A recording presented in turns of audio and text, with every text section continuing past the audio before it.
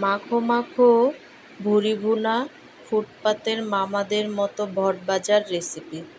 তো আজকে আমি করে দেখাবো মাখো মাখো ভুরি ভুনা আর ফুটপাত মামারা যেমন করে বট ভাজা করে রান্না করে তারপরে কিন্তু সেটাকে বাহিরে বিক্রি করা হয়, তো সেইভাবেই কিন্তু আজকে আমি এই রেসিপিটা করে দেখাবো। তো হাই গাইস, আসসালামু আলাইকুম, welcome back to my channel. কেমন আছো তোমরা সবাই? আশা করছি ভালো আছো। আল্লাহর রহমতে আমি অনেক ভালো আছি। তো গাইস, আজকে আমি করে দেখাবো ফুটপাত মামাদের মতো বট ভাজার রেসিপি।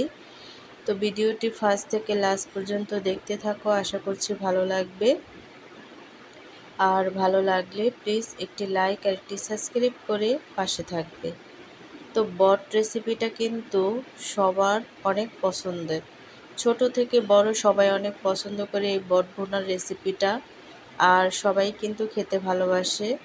তো তার জন্য কিন্তু এখানে আমি নিয়ে নিয়েছি বট, আর এইগুলো কিন্তু একেবারে পরিষ্কার করে তারপরে কিন্তু আমি ফ্রেশ করে ধুয়ে নিচ্ছি, আর ছোট ছোট টুকরো করে তারপরে কিন্তু কেটে নিছি। আর এই বটগুলো পরিষ্কার করে ফ্রেশ করে ধুয়ে তারপরে কিন্তু আমি রান্নাটা চড়াবো। তো দেখো, আমি কিন্তু ফ্রেশ করে ধুয়ে নিচ্ছি। তো এখানে কিন্তু আমি ফ্রেশ করে ধুয়ে নিছি বটটা। তো নেওয়ার পরে কিন্তু এখানে আমি অ্যাড করে দিব তেজপাতা আর পেঁয়াজ কুচি। তো এই বট ভুনাটা কিন্তু মেখে জুখে বসালে অনেকটা ভালো হয়। আর এখানে আমি সম্পূর্ণ মশলাটা অ্যাড করে দিছি। ঝালটা কিন্তু তোমরা যেমন খাও তেমনই দিতে পারো। তো বট ভাজাটা একটু ঝাল বেশি দিলেই ভালো হয়। তো তারপরে কিন্তু এখানে আমি অ্যাড করে দিচ্ছি তেল, আর তেলটা একটু অল্প দিলে ভালো হয়, যেহেতু বটের সাথে অনেকটা চর্বি অ্যাড করা থাকে।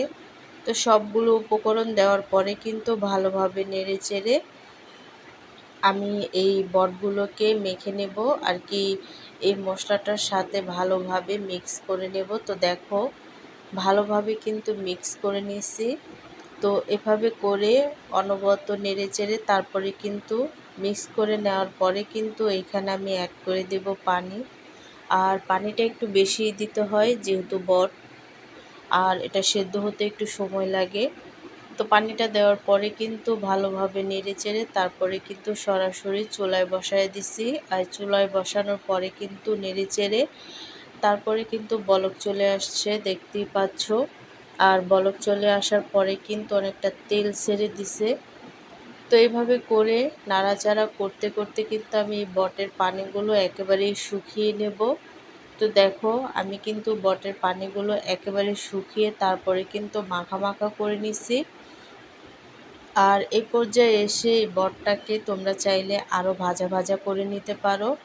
আর ভাজা ভাজা করে নিলেই কিন্তু হয়ে যাবে ফুটপাত মামাদের মতো সেই বট ভাজা। তো দেখো, আমি কিন্তু আরেকটু নেড়ে চেড়ে এই বটটাকে ভাজা ভাজা করে তারপরে কিন্তু পরিবেশন করে নেব।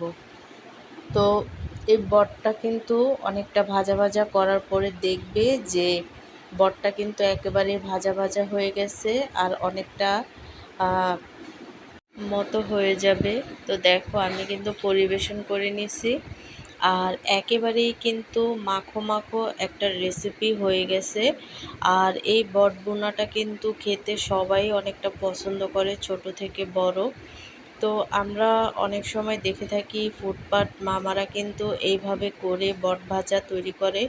তো এই বট ভাজাটা কিন্তু আরেকটু ভেজে নিলেই কিন্তু ফুটপাত মামাদের মতো হয়ে যাবে এই রেসিপিটা।